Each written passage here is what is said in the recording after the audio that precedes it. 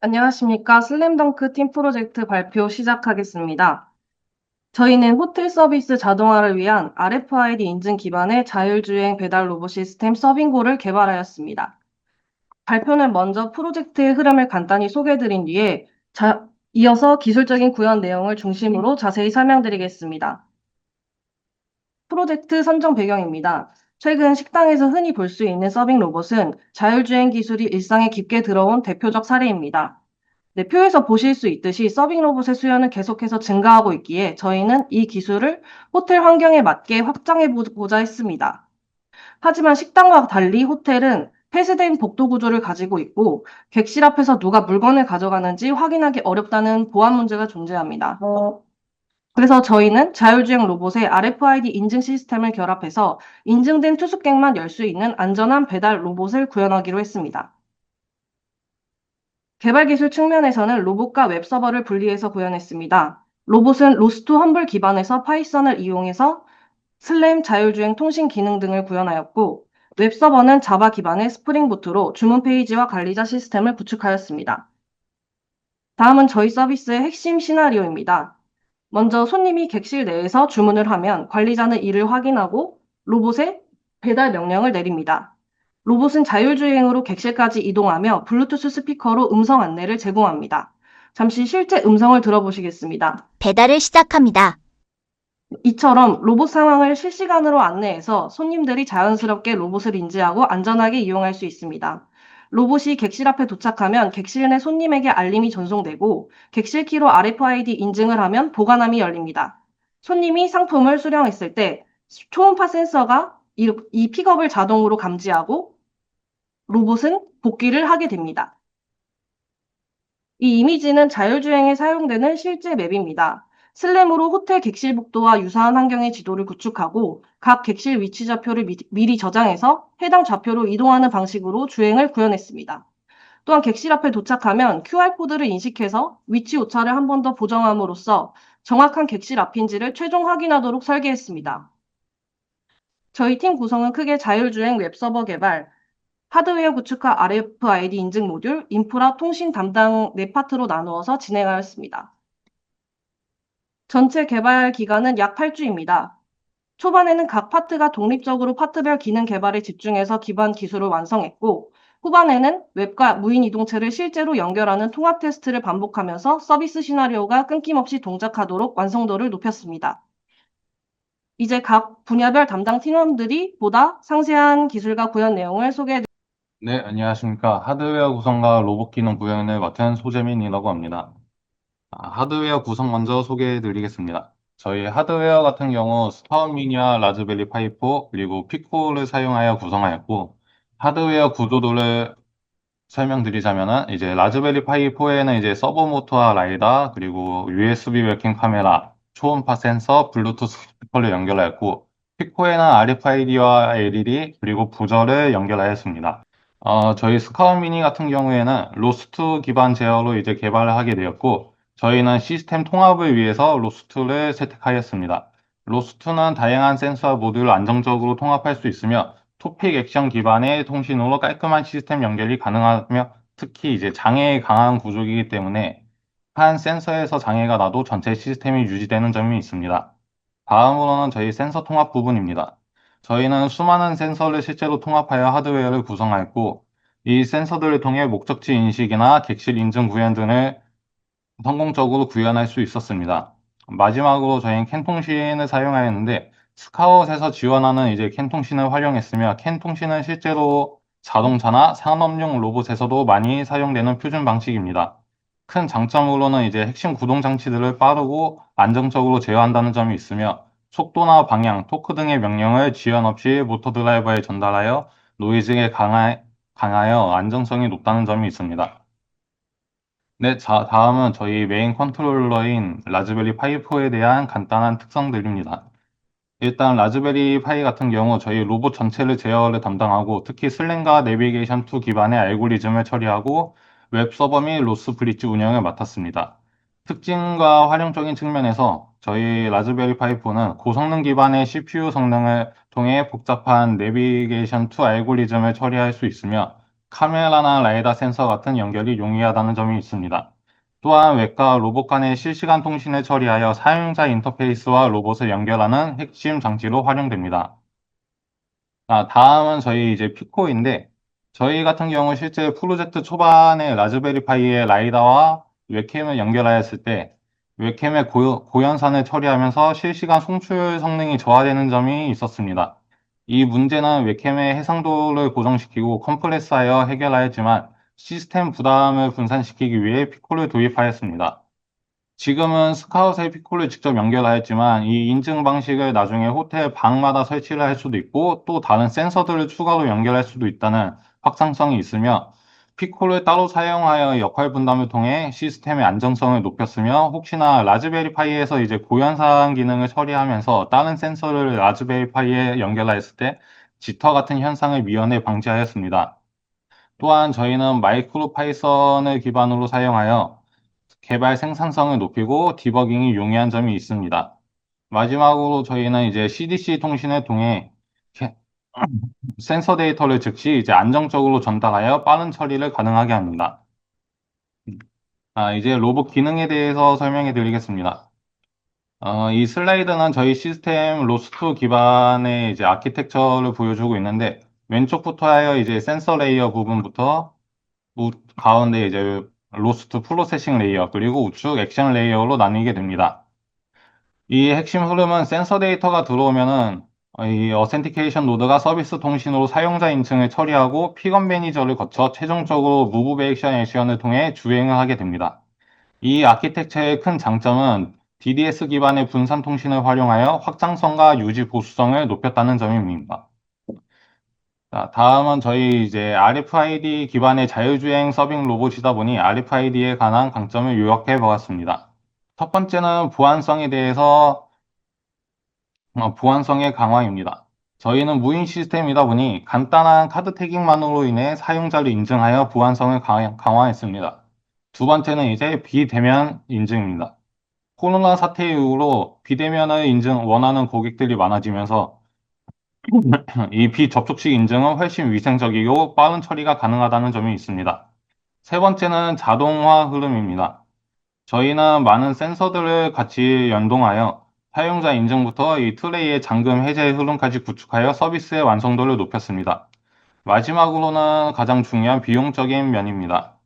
저희는 값싼 센서로 운영을 하여 비용을 크게 절감할 수 있으며 만약 호텔 룸 서비스라고 생각했을 때 또 다른 인건비들을 많이 절약할 수 있다는 점이 있습니다. 다음은 저희 RFID에 대한 인증 로직입니다. 왼쪽 화면을 보시면은 인증이 성공하면 이제 초록색 LED가 점등하면서 거기에 맞게 부저음이 울리게 됩니다. 또 실패를 하게 되면은 실패함에 따라 빨간색 LED가 점등되며 실패했다는 부저음이 울리게 됩니다.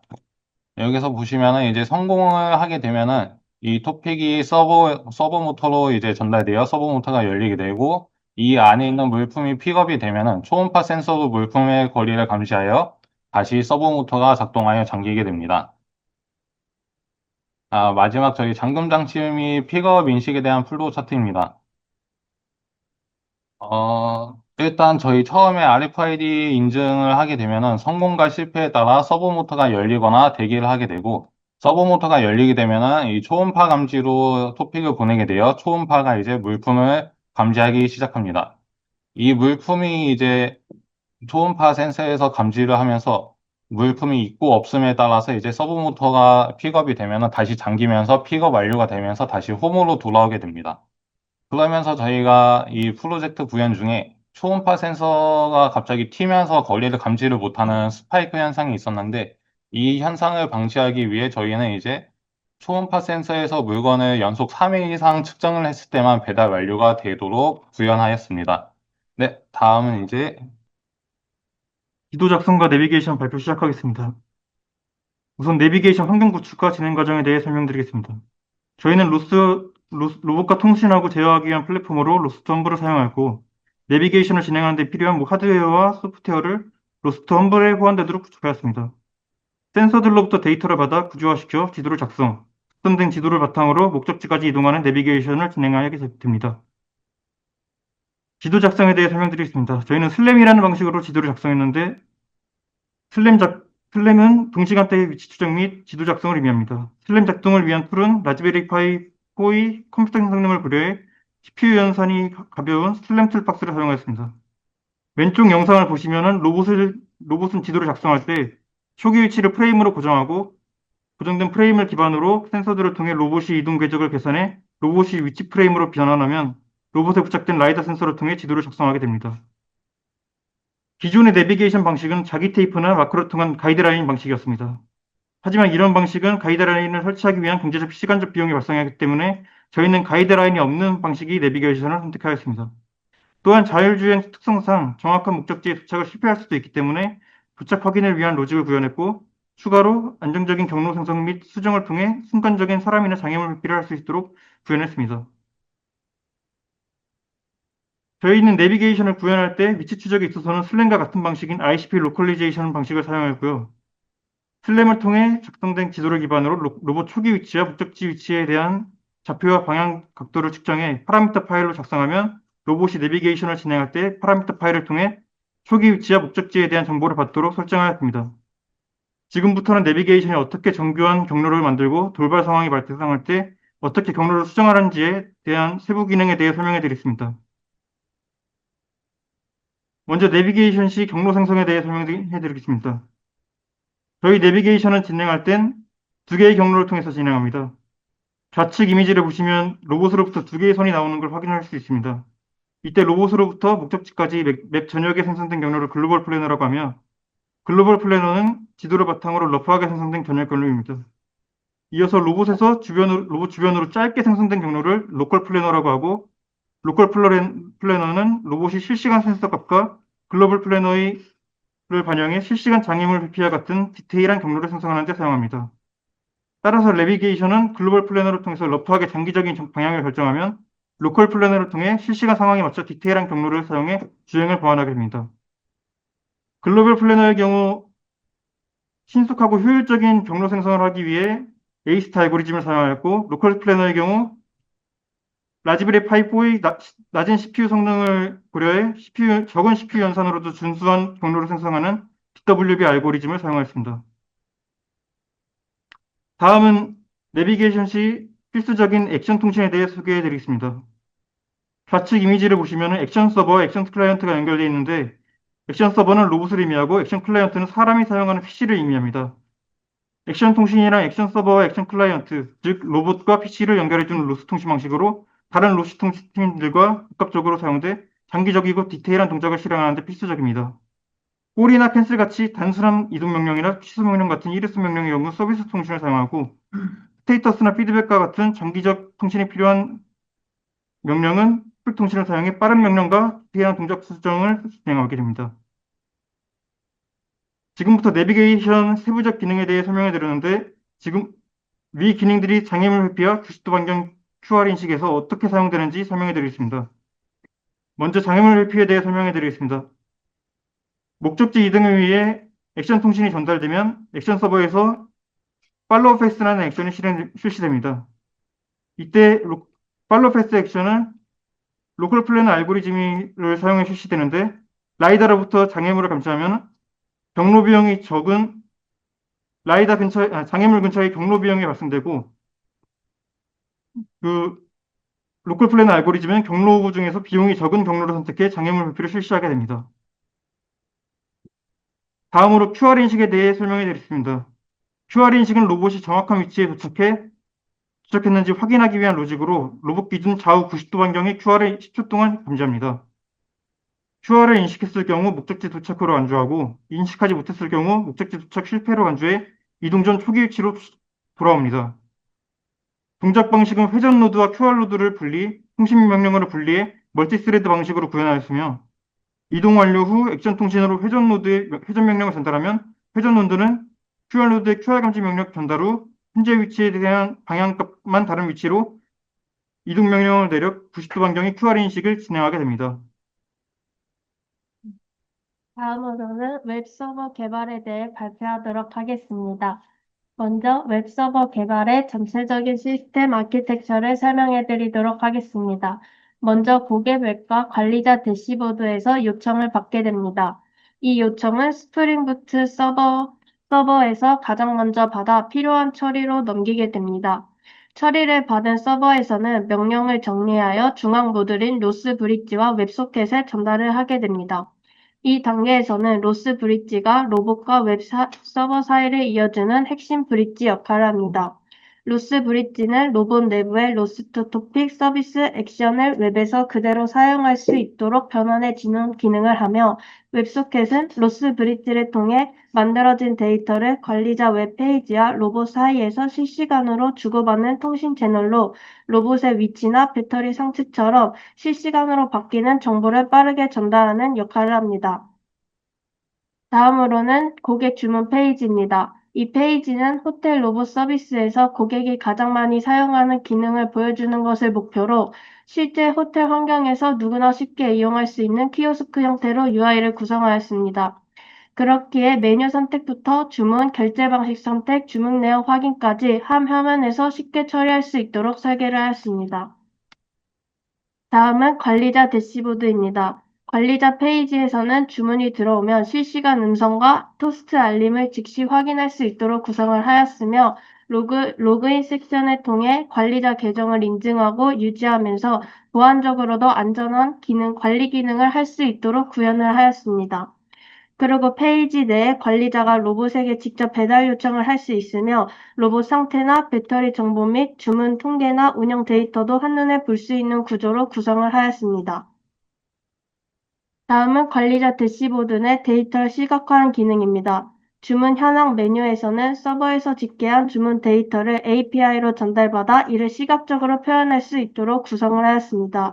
그 중에서도 시간대별 주문 추이는 서버에서 시간대 기준으로 정리된 데이터를 API 형태로 받아 차트.js를 사용해 그래프를 시각화하였고, 인기 메뉴 탑5 또한 서버에서 주문량을 기준으로 순위를 집계한 데이터를 API로 받아 자바스크립트를 통해 화면에 표시하도록 하였습니다.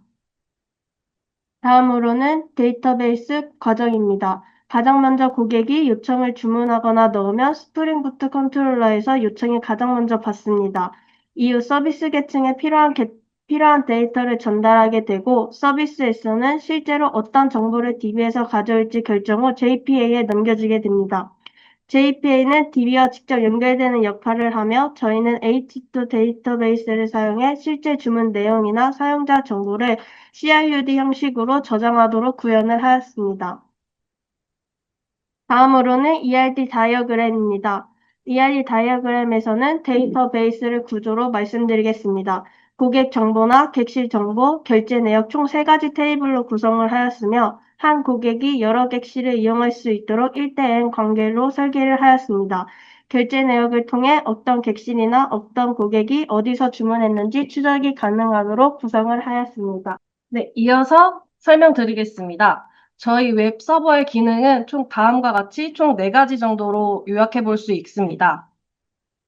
저희 웹 시스템 처리 프로세스는 총 주문부터 배송까지 3단계로 자동화되어 있어서 주문 접수 단계, 준비 완료 단계, 배송 시작 단계로 요약할 수 있습니다. 지금까지 저희 프로젝트의 주요 기능과 기술을 말씀드렸습니다. 마지막으로 전체 내용을 종합한 결론과 실제 시연 영상을 보여드리며 발표를 마무리하겠습니다. 네, 저희는 RFID 인증부터 자율주행까지 호텔 배송 서비스 전 과정을 완전 자동화한 시스템을 구축했습니다. 자율주행에서는 A스타와 DWB 알고리즘을 활용하고 장애물 패딩과 오차 보정을 통해 안전하고 정확한 주행을 구현해서 좁은 호텔 환경에서도